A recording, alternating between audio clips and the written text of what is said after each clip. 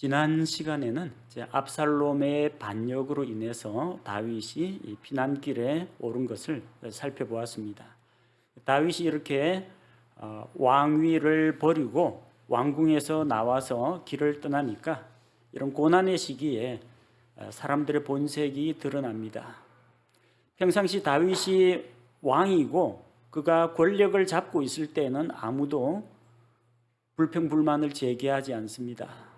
모두가 다윗과 가까이 하려고 하고 다윗에게 잘 보이려고 합니다. 사람의 본색은 언제 드러나느냐? 상대방이 정말 힘이 없고 연약할 때, 고난 중에 있을 때 친구와 대적이 분명하게 드러납니다. 그래서 끝까지 신실하게 다윗을 따르는 이때와 같은 사람이 있고, 다윗의 친구 또 후세가 있고요. 반면에 한때는 왕의 조언자 역할을 했지만 압살롬의 반역에 가담을 한 아히도벨과 같은 사람도 있다는 겁니다. 다윗이 고난을 당하니까 여러 사람들이 스스로 자기 본색을 드러냅니다. 오늘 본문에 보니까 또 두 사람이 더 등장합니다. 한 사람은 사울의 종, 그 무비보셋을 섬기는 종이었던 시바가 있고요.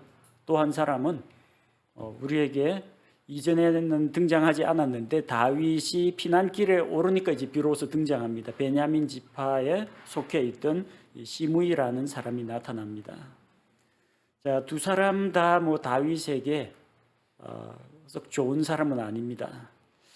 시바는 다윗을 이제 섬기려고 하고 다윗을 도와주려고 하는 것처럼 보이지만 마음속으로는 다른 생각이 있어요.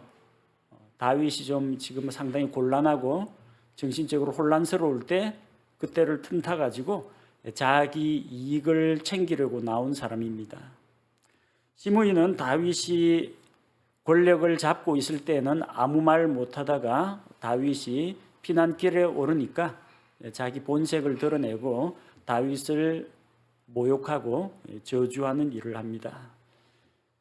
이 시바와 시므이에 대해서 오늘 살펴보도록 하겠습니다. 1절에 보니까 다윗이 산 꼭대기를 조금 지났을 때에 다윗이 기드론 골짜기를 지나서 올리벳산, 올리브산 그쪽으로 지나가고 있습니다. 산 꼭대기를 조금 지났을 때 무비보셋의 종 시바가 찾아옵니다.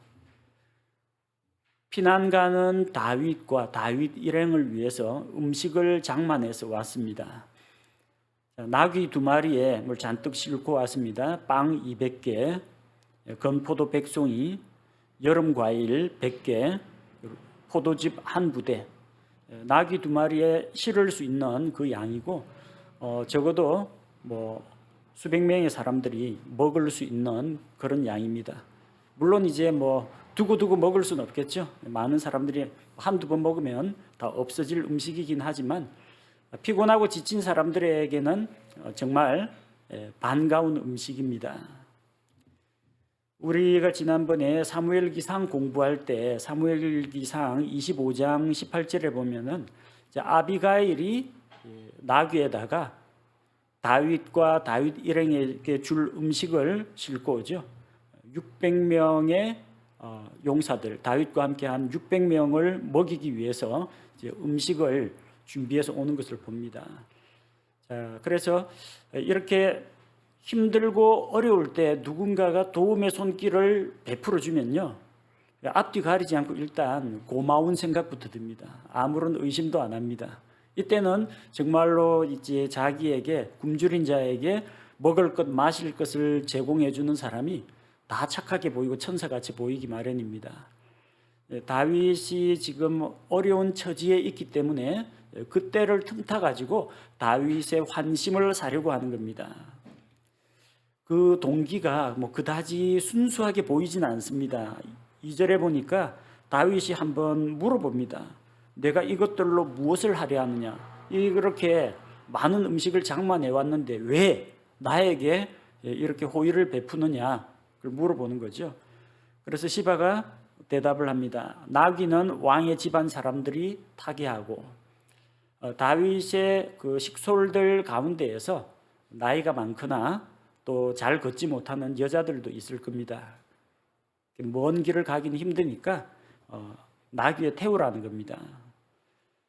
그리고 빵과 과일은 청년들이 먹게 하고, 청년의 시기에는 또 잘 먹고 또 힘을 써야 됩니다. 이 피난길에 오르는 이 사람들에게 먹을 것을 제공합니다. 그리고 포도즙 한 부대를 가지고 왔는데 기진한 자들에게 주려고 가지고 온 거라고 합니다. 포도주가 아니라 포도즙입니다. 그러지 않아도 날도 더운데 술 마시면 뻗어버리지 먼 길을 가지 못합니다. 이 포도즙이나 건포도 같은 것이 피로 회복에 아주 도움이 된다고 합니다. 우리 몸에 필요한 단백질이든 탄수화물이든 지방이든 이런 영양소 에너지원들은 포도당으로 변해야 몸에서 쓸 수 있는 에너지가 됩니다. 근데 이제 포도즙이라든지 건포도 같은 것들은 몸에 쉽게 흡수가 되고 또 달달한 이 당분이 있기 때문에 피로 회복이 아주 좋다고 합니다. 먼 길을 온 이 사람들에게 이 시바라는 이 종이 호의를 베풀어주고 다윗의 마음을 얻고자 하는 겁니다. 자, 3절에 보니까 다윗 왕이 물어봅니다. 내 주인의 아들은 어디 있느냐? 내 주인의 아들. 원래는 이 시바의 주인이 사울 왕이었죠. 사울의 종 시바입니다. 근데 다윗이 무비보셋을 보살피면서 사울의 집안에서 섬기던 사울의 집안의 종이었던 그 시바를 무비보셋에게 주었습니다. 그래서 오늘 1절에도 보니까 무비보셋의 종 시바라고 했어요. 근데 왜 너만 왔느냐는 겁니다. 이럴 리가 없다. 무비보셋 같으면은 다윗을 잘 알고 또 다윗을 좋아하기 때문에 당연히 따라올 줄 알았는데 무비보셋은 안 오고 무비보셋의 종인 시바만 오니까 이제 궁금한 겁니다. 너 주인은 어디 갔느냐 물어보는 겁니다. 시바가 대답하기를 무비보셋은 예루살렘에 머물고 있다고 합니다. 사실 무비보셋은 머물고 있습니다. 왜냐하면 이 두 다리를 다 절기 때문에 또 누군가가 그를 나귀에 태워가지고 이거에 데리고 가기 전에는 거동이 불편합니다. 우리도 보면은 장애인들 그 교통, 이동 수단, 이동 편의를 제공하라 이렇게 요즘 시위도 하고 그러는데요. 당시에 이 두 다리를 저는 한쪽 다리만 쩔뚝쩔뚝거리는 사람이면 몰라도 두 다리를 다 저는 사람은 이 다리가 약하기 때문에 누군가의 도움을 받아야 됩니다. 그런데 거동이 불편하기 때문에 시바가 모시고 오기 전에는 무비보셋이 이게 이동하기가 쉽지가 않습니다. 나중에 보면 알겠지만 무비보셋이 가려고 했는데 이제 시바가 그를 속이고 자기만 온 거예요. 그런데 다윗 앞에서는 이야기하기를 그는 예루살렘에 머물고 있다라고 이야기합니다. 같이 오지 않았다는 거죠. 그가 말하기를 이 다윗 왕께서 그렇게 총애하던 무비보셋이 말하기를 이스라엘의 집이 오늘 내 아버지의 왕국을 내게로 되돌리리라 하였나이다. 이렇게 이야기합니다.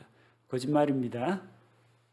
무비보셋은 그렇게 다윗의 신의를 배반할 사람이 아닙니다. 이거 성경 몇 장만 넘기면 나중에 이 거짓말 다 탄로납니다.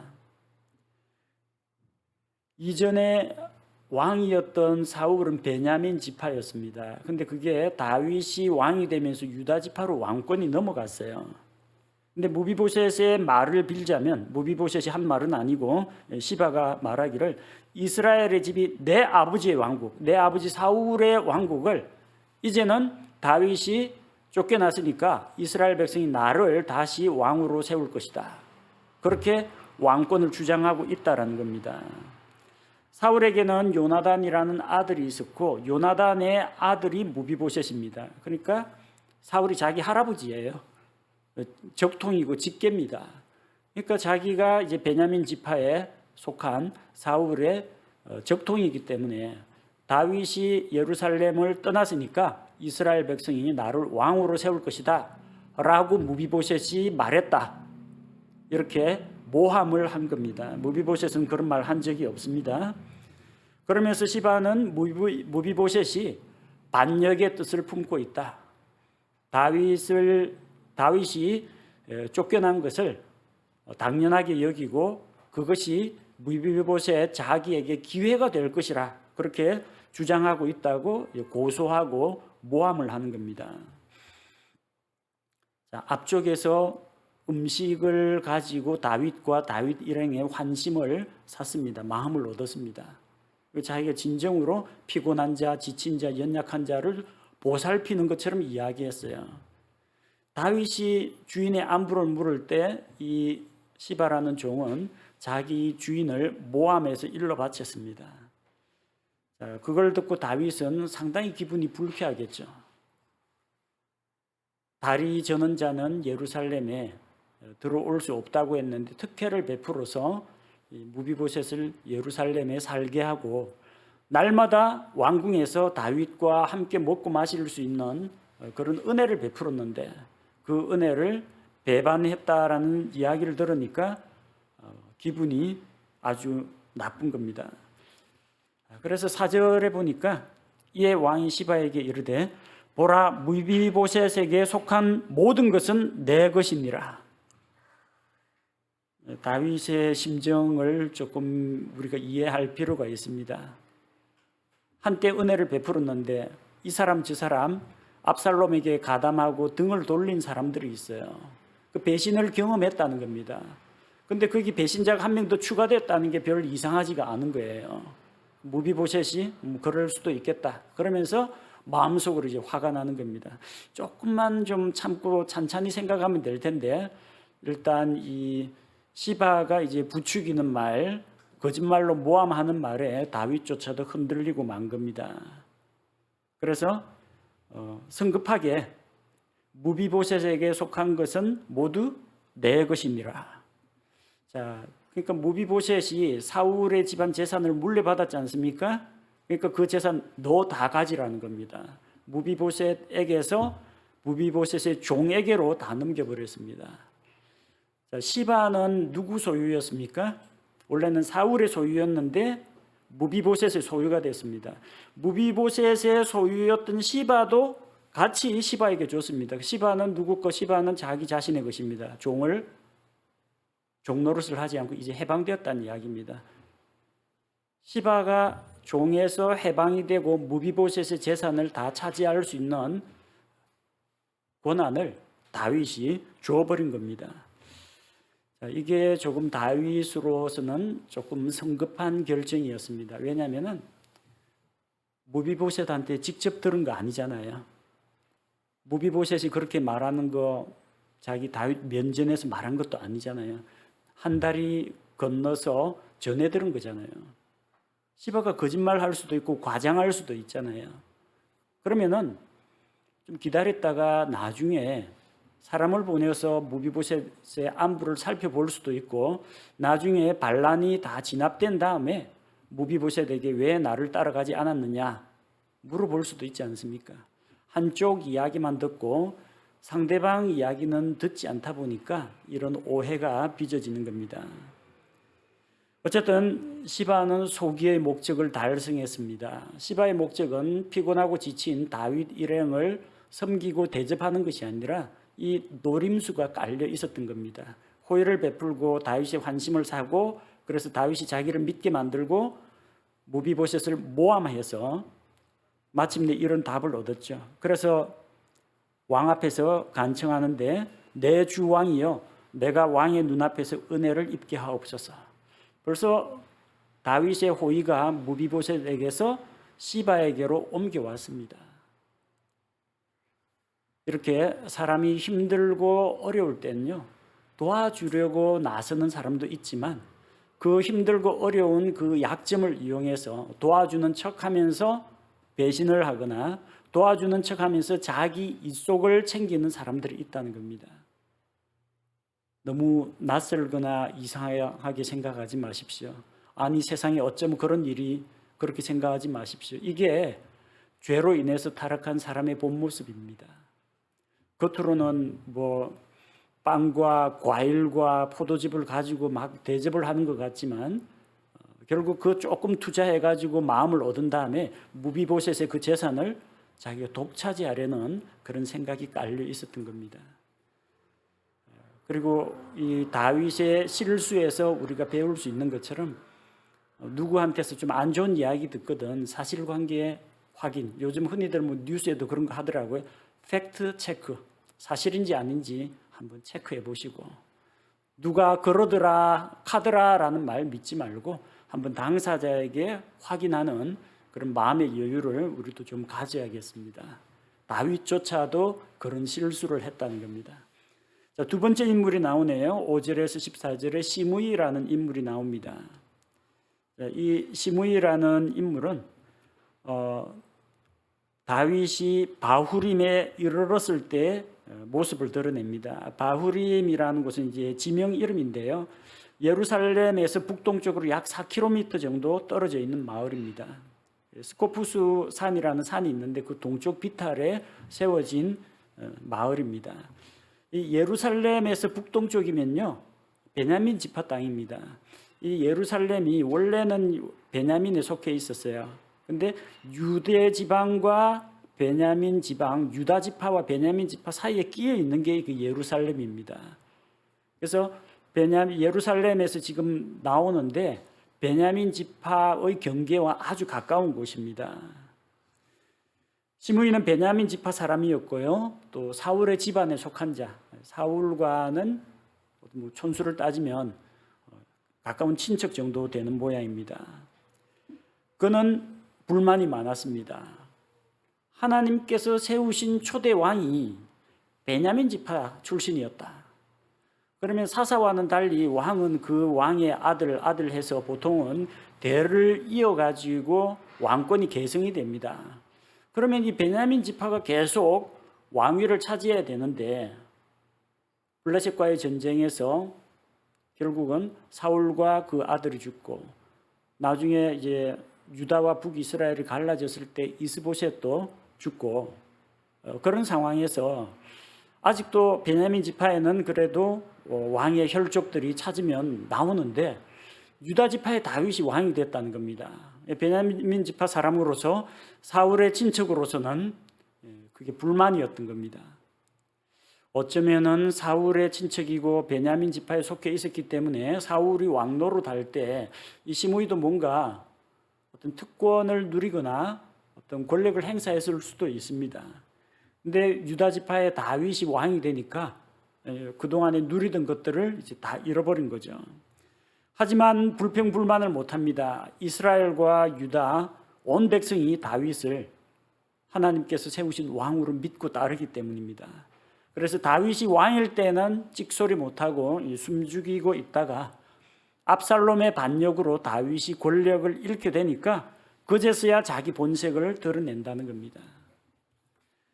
자, 정권 바뀌었다고 해가지고 이제 드디어 시므이도 다윗에게 할 말 못할 말 다 할 수 있게 됩니다. 근데 해서는 안 되는 말은 하면 안 됩니다. 시므이가 한 말은 모욕과 조롱과 저주입니다. 7절과 8절에 그 내용이 기록이 되어 있죠. 시므이가 저주하는 내용이 이겁니다. 너 피를 흘리는 자여, 너 벨리알의 사람이여, 가거라 가거라. 가까이 오지 말고 저리 가라 저리 가라 물러가라. 피를 흘리는 자, 벨리알의 사람, 큰 모욕입니다. 다윗이 왕궁에서 쫓겨난 것은 압살롬의 반역 때문인데 시므이는 주께서 사울의 집의 모든 피를 내 머리로 돌리신다, 그렇게 주장했습니다. 다윗은 사울의 집안의 피를 흘리지 않았습니다. 이전 사울이 자기를 추격하고 그럴 때에도 사울을 대적하지 않았고요. 사울과 요나단의 죽음을 누구보다도 슬퍼했습니다. 자기가 왕이 되었다고 해서 옛날에 사울과 그 사울에게 속해 있던 가족이나 사울의 친척들을 해친 적도 없습니다.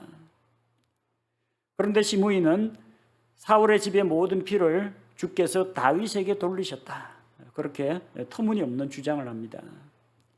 그리고 너가 이런 일을 당하게 된 것이 주의 뜻이다. 주께서 그렇게 했다. 너는 피를 흘리는 자이기 때문에 내 재난 속에 내가 빠졌다. 다윗이 피를 흘리는 자였기 때문에 주께서 그를 이런 고난으로 내모셨다고 이제 주장하는 겁니다. 자, 저주라는 것은 함부로 내뱉어서는 안 됩니다. 왜냐하면 말에는 힘이 있고 말에는 책임이 따릅니다. 만약 이렇게 저주를 했는데 그게 사실이 아니면 어떻게 하겠습니까? 만약에 헛되이 내뱉은 저주라면 그 저주의 말을 내뱉은 사람이 책임을 져야 됩니다.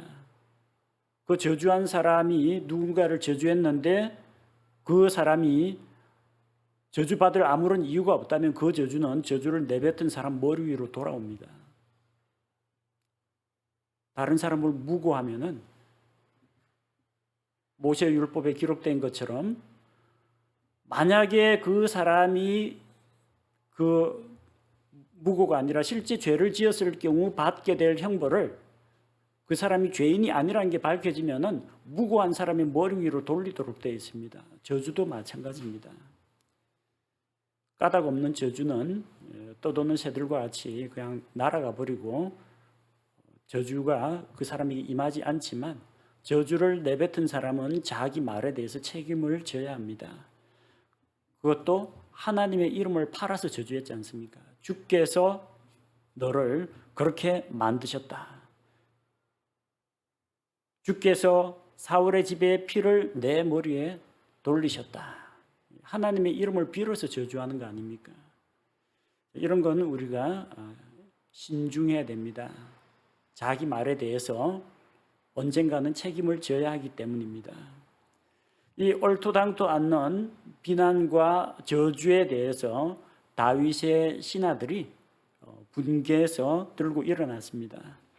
9절에 보니까 이 스루야의 아들들 가운데에서 스루야의 아들들 요압과 아비새와 아사헬이죠. 아사헬은 전쟁에서 죽었고 요압의 동생 아비새가 참지 못하고 일어납니다. 그리고 다윗 앞에서 시므이를 가리켜서 이 죽은 개가 어찌하여 내 주왕을 저주하리이까? 원하건대 내가 건너가서 그의 머리를 베게 허락해달라고 요청을 합니다. 죽은 개도 살아있을 때는 좀 뭐 그럭저럭 가치가 있습니다. 뭐 집을 지킨다든지 아니면은 뭐 양떼를 돌본다든지 그것도 아니면 적어도 생명이 있는 것이기 때문에 존재 가치가 있습니다. 근데 죽은 개는 아무 쓸모가 없어요. 이스라엘 사람들은 이제 개고기 안 먹습니다. 그러니까 죽은 개는 그냥 쓰레기에 불과합니다. 그냥 팔이나 들끓게 되고 아무짝에도 쓸모가 없습니다. 개 가죽 벗겨가지고 쓰겠습니까? 고기를 먹겠습니까? 개 뼈다귀 가지고 뭔가를 할 수 있겠습니까? 아무짝에도 쓸모가 없어요. 이 쓸모없는 죽은 개 같은 것이 어찌 감히 우리 왕 다윗 왕을 저주하느냐. 참지 못하고 일어나는 겁니다. 가서 명령만 내리시면 제가 머리를 베어버리겠습니다. 근데 다윗은 오히려 아비새를 말립니다. 그런 모욕을 듣고 옆에 자기 편이 있고 다윗이 혼자 도망가는 거 아닙니다. 옆에 요압과 아비새와 쟁쟁한 전쟁 용사들 그리고 그 요압 아비새 장군들을 따르는 병사들도 있습니다. 그리고 왕을 호위하는 그렛 사람과 블렛 사람들 호위대들도 다 있습니다. 하지만 다윗은 아비새에게 그렇게 하지 말라고 합니다. 10절에서 뭐라고 합니까? 너희 스루야의 아들들아 내가 너희와 무슨 상관이 있느냐? 서운하게 들릴 수도 있습니다. 내가 너희와 무슨 상관이 있느냐? 아니, 왜 상관이 없습니까? 우리는 왕을 따르는 왕의 신실한 부하들입니다. 우리는 왕이 피난길에 오르더라도 왕을 배반하지 않고 지금 이렇게 따르고 있는데 왜 관계가 없습니까? 이의를 제기할 수가 있죠. 내가 너희와 무슨 상관이 있느냐 하는 것은 내가 너희하고 아무 상관이 없다. 우리는 남이다. 제 갈 길을 가자. 그런 이야기가 아닙니다. 이번 일은 내가 부득해서 일어난 일이고 다윗 자신이 감당해야 될 몫이다. 그러니까 너희가 나 때문에 그렇게 흥분하거나 또 사람을 죽이려고 하는 그런 일을 하지 말라는 이야기입니다. 다윗은 생각하기를 주께서 그에게, 시므이에게 다윗을 저주하라 하셨으니 저주하게 내버려 두라고 합니다. 하나님께서 과연 시므이의 입에 너 가서 다윗을 저주하라 이렇게 무슨 계시를 주셨거나 그 입에 말씀을 넣어 주신 것은 아닙니다. 다윗은 이 상황을 어떻게 받아들였느냐 하면은 이 숨죽이고 있던 베냐민 지파의 시므이가 이렇게 나와서 나를 저주하는 것을 하나님께서 직접 명령을 내려서 보낸 것은 아니라고 할지라도 그런 상황을 허락하셨다는 겁니다. 하나님께서 그걸 허용하셨다는 겁니다. 내가 이렇게 모욕과 조롱당하는 것을 하나님께서 허락하셨으니 내가 주께서 허락하신 것이면 내가 감당하겠다는 겁니다. 주께서 다윗이 고난받는 것을 허락하셨다면 거기에는 뭔가 이유가 있을 것이다. 그러니까 내가 이 상황을 구태여 모면하려 하기보다는 주께서 나에게 주신 그 모욕과 멸시를 당하겠다는 겁니다. 다윗이 이렇게 할 수 있었던 이유가 있습니다. 다윗이 마음씨가 곱고 넓어서 그런 건 아닙니다. 다윗은 이 모든 상황을 꿰뚫어 보시는 하나님을 바라보았기 때문입니다. 이런 고난 중에서 쫓기는 와중에서 멸시당하는 중에서도 다윗은 관심사가 저 자기를 욕하고 돌 던지는 시므이 이 사람에게 있는 것이 아니라 위에 계신 하나님을 바라보았습니다. 11절에 다윗이 아비새와 자기 신하들에게 말합니다. 보라, 내 뱃속에서 난 내 아들이, 압살롬 말입니다. 내 아들 압살롬도 내 생명을 찾거늘 이 베냐민 족속은 얼마나 더 그리하겠느냐. 내 아들도 나를 배반하는데 한때 왕을 배출한 베냐민 지파의 이 사람은 얼마나 나를 더 적대시하겠느냐 하는 겁니다. 베냐민 사람 시므이는 말할 것도 없다라는 겁니다. 주께서 그에게 명하셨으니 그를 내버려 두고 그가 저주하게 하라. 주께서 이런 상황을 허락하셨으니까 내가 그걸 감수하겠다는 겁니다. 그러나 다윗은 기대하는 바가 있습니다. 12절 말씀에 혹시 주께서 내 고통을 보시리니, 자기를 지켜보시는 하나님, 자기의 억울함을 지켜보고 계신 하나님이 계신다는 겁니다. 이날 그의 저주로 인해 주께서 내게 손으로 갚아주시리라 하니라. 만약 이 저주가 내가 받아야 할 저주가 아니라면 그러면 하나님께서 이 저주 때문에 이 저주를 거두어 가시고 그 대신에 복으로 내게 갚아주실 것이다. 이것을 믿었다는 겁니다.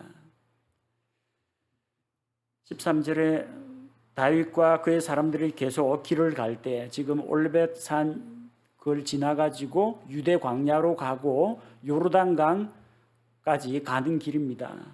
길을 가는데 시므이는 그의 맞은편 산비탈을 따라가면서 그가 갈 때 계속해서 소리쳐서 저주하고 그를 향해 돌을 던지고 티끌을 날립니다.